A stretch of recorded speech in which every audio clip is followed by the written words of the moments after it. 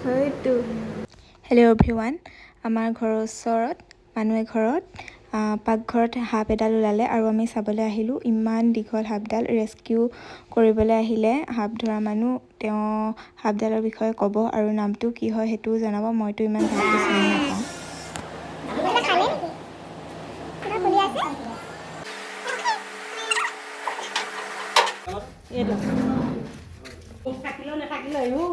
অসমীয়া ধুমুলি ফেটি ধুমুলি broom বুলি কয়, ধুমুলি ফেটি নহয়। আৰু আপোনাৰ হেড তুলিলেহে ফেটি হ'ব। এই ধুমুলি বুম হয়, কিছুমানে ধুমুলি ফেটি বুলি কয় আৰু ইংলিছত কপাহেৰে টিক আছে কয়। এই বিশেষকৈ নিগনি ভাল পায় খায়। আৰু আপোনালোকে সাপ কেতিয়া মানে মাৰিব, বিষাক্ত হওক বা অবিষাক্ত হওক।